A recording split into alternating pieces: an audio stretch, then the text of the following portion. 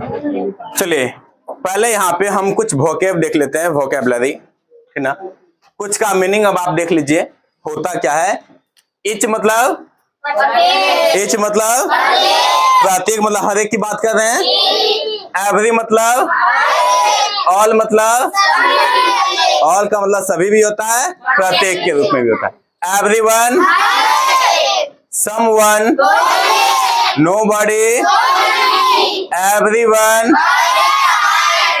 Each of, neither of, either of. देखिए इसी का उपयोग हम लोग यहाँ पे करने वाले हैं, ठीक ना।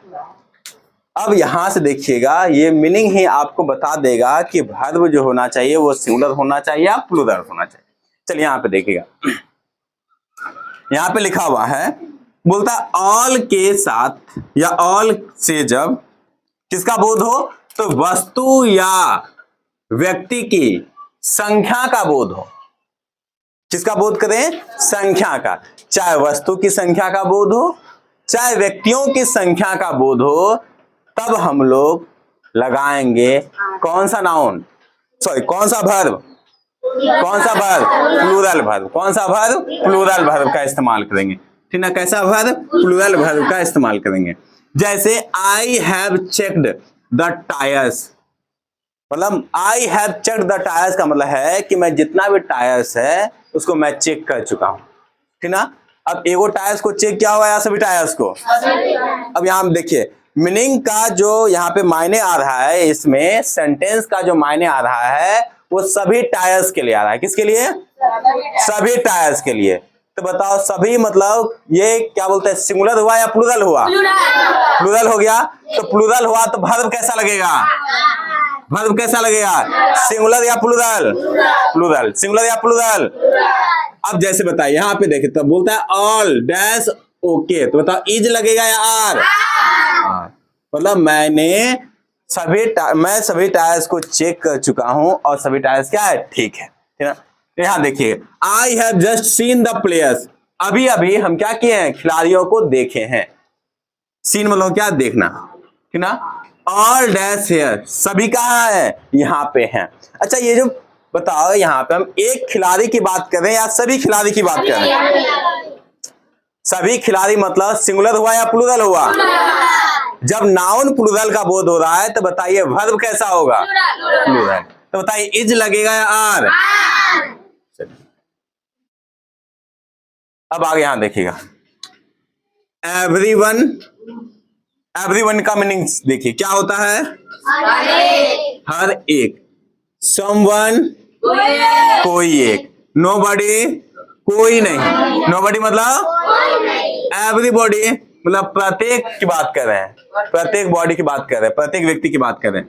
समबॉडी, कोई वस्तु की बात कर रहे हैं, कोई व्यक्ति की बात कर रहे हैं। समबॉडी मतलब या कोई व्यक्ति की बात करें। नो वन, कोई नहीं। नो वन, कोई नहीं। एच वन, प्रत्येक एक, ठीक ना। अब यहाँ पे ध्यान से देखिएगा, अगर आप इसका मायने देखें, एवरीवन मतलब प्रत्येक एक की बात कर रहे हैं, तो बताओ यहाँ पे क्या कर रहे हैं, सिंगुलर की बात कर रहे हैं या प्लूरल की बात कर रहे हैं, एक एक की बात कर रहे हैं ना। एक एक सिंगुलर है या प्लूरल है, सिंगुलर है। तो सिंगुलर होगा तो बताओ इसके साथ सिंगुलर वर्ब इस्तेमाल होगा या प्लूरल वर्ब इस्तेमाल होगा, सिंगुलर वर्ब। तो वही देखिए के बाद कैसा वर्ब आता है, सिंगुलर। जैसे एवरीवन डैश प्लेइंग, एवरीवन मतलब हर एक जो है क्या कर रहा है, खेल रहा है। तो बताओ इज होगा या आर होगा, ठीक ना। बोलता है नोबडी, कोई नहीं। कार मतलब किसी के पास नहीं, यहाँ पे नोबडी मतलब हो गया किसी के पास। बताओ किसी के पास कार नहीं है, किसी के पास मतलब हर एक की बात कर रहे हैं ना, हर एक की बात किए और चेक किए तो किसी के पास क्या है, कार नहीं है। तो बताओ एक का बात हुआ ना, एक एक का मायने आ रहा है ना मीनिंग में। तो बताइए हैव लगेगा या हैज लगेगा, हैज। तो दोनों में देखिएगा, दोनों में वही है कि जब ऑल के साथ किसी वस्तु या व्यक्ति की संख्या का बोध हो तो हम इस्तेमाल करेंगे प्लूरल वर्ब। लेकिन जब यहां पे एवरीवन लगा हो, नोबडी लगा हो, समवन लगा हो, ठीक ना, या एवरीबॉडी लगा हो, जब ऐसा लगेगा तो भाव में आता है सिंगुलर। भाव कैसा आता है? सिंगुलर। सिंगुलर जब भाव आ रहा है तो सिंगुलर के लिए सिंगुलर वर्ब का इस्तेमाल करेंगे। किसका इस्तेमाल करेंगे? सिंगुलर वर्ब का इस्तेमाल करेंगे। आगे देखिए, आइदर ऑफ, पहले मीनिंग देखिएगा फिर समझ में आएगा। क्या लिखे हैं? Either of, each of, neither of. अच्छा अब देखिए, आइदर ऑफ मतलब दो में से अब दो में से कोई एक की बात कर रहे हैं। नाइदर ऑफ का मतलब हो गया दोनों में से कोई नहीं। अब बताओ, दोनों में से कितना की बात कर रहे हैं? एक की बात कर रहे हैं। दोनों में से कितना की बात कर रहे हैं? अच्छा अब व्यक्ति कै गो है? उसमें से हम क्या गो चुन रहे हैं? अच्छा व्यक्ति दो गो है, इसका मतलब सब्जेक्ट सिंगुलर है या प्लूरल है? सब्जेक्ट सिंगुलर है या प्लूरल है? प्लूरल है सब्जेक्ट। अच्छा लेकिन हम चुन उसमें से क्या को रहे हैं? एगो के लिए। जब एगो को हम चुने तो इस एगो के लिए बताओ अब जो हम वर्ब इस्तेमाल करेंगे वह सिंगुलर होगा या प्लूरल होगा? सिंगुलर होगा। तो वही यहाँ पे लिखा हुआ समझिएगा। बोलता है कि each of, either of, neither of के बाद सिंगुलर सब्जेक्ट क्या होता है? प्लूरल होता है। सब्जेक्ट क्या होता है? प्लूरल होता है। परंतु वर्ब कैसा होता है? सिंगुलर होता है। जैसे अभी बात किए कि हम दो लिए, तो दो लिए तो मतलब हम सब्जेक्ट क्या किए? प्लूरल ले लिए। क्या ले लिए? प्लूरल ले लिए। लेकिन हम दोनों में से चुने किसी को? एक को। किसी एक को चुने तो अब हम दो में से चुन के लाए एगो। एक के लिए जो हम अब इस्तेमाल करेंगे वर्ब, वो वर्ब कैसा होगा? सिंगुलर होगा। कैसा होगा? सिंगुलर होगा। जैसे यहाँ पे उदाहरण के साथ देखिए, बोलता ईच ऑफ द गर्ल्स, मतलब सभी गर्ल्स की बात कर रहे हैं। Each of the girls, girls मतलब सभी गर्ल्स, मतलब सभी गर्ल्स के पास। ईच मतलब प्रत्येक के पास, जितने भी गर्ल्स है प्रत्येक गर्ल्स की बात कर रहे हैं। प्रत्येक मतलब हर एक गर्ल्स की बात कर रहे हैं, ठीक ना। अब बताओ यहाँ पे वॉच की जो बात की है तो एक गर्ल्स के लिए बात कर रहे हैं ना, हर एक गर्ल्स का जाके चेक किए होंगे उसके पास घड़ी है या नहीं, है ना।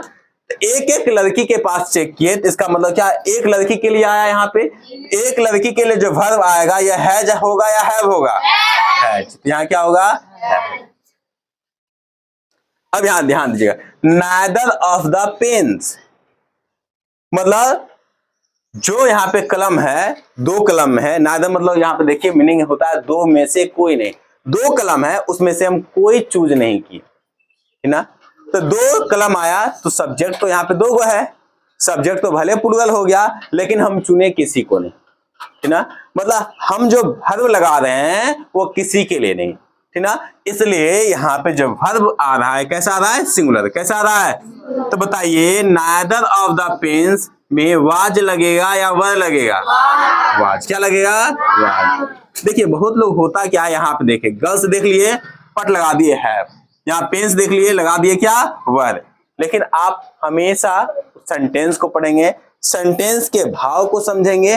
भाव समझने के बाद आपको भरना है कि कौन सा वर्ब लगेगा। आंख बंद करके नहीं भरना है। आगे देखिए क्या है? Many of. क्या है? Several of. क्या है? A few of, two of, the majority of. अब इसका मतलब क्या होता है ये समझिएगा। जैसे यहाँ पे लिखे मेनी ऑफ, मतलब बहुतों की बात कर रहे हैं। यहाँ पे किसकी बात कर रहे हैं? मेनी मतलब होता है बहुत, बहुतों की बात कर रहे हैं। सेवरल ऑफ, सेवरल मतलब होता है कुछ, कुछ मतलब एगो हुआ क्या? कुछ मतलब एगो नहीं। कुछ मतलब क्या? एगो होगा? एक से ज्यादा होगा ना कुछ की बात करेंगे तो। यहाँ a few of, a few मतलब ये होता है कुछ। अ फ्यू ऑफ मतलब क्या हो गया? कुछ। जैसे a few of girls, girls में से कुछ लड़कियां की बात कर रहे हैं। अ फ्यू ऑफ बॉयज मतलब लड़कों में से कुछ लड़के की बात कर रहे हैं। क्या एक लड़के की बात कर रहे हैं? नहीं। तो बताओ यहाँ पे बात कर रहे हैं सिंगुलर का या प्लूरल का? प्लूरल का या सिंगुलर का? प्लूरल का। किसका? प्लूरल का। अब प्लूरल क्या जब बोध हो तो बताओ वर्ब कैसा लगेगा? सिंगुलर या प्लूरल? प्लूरल। तो वही तो बात कर रहे हैं।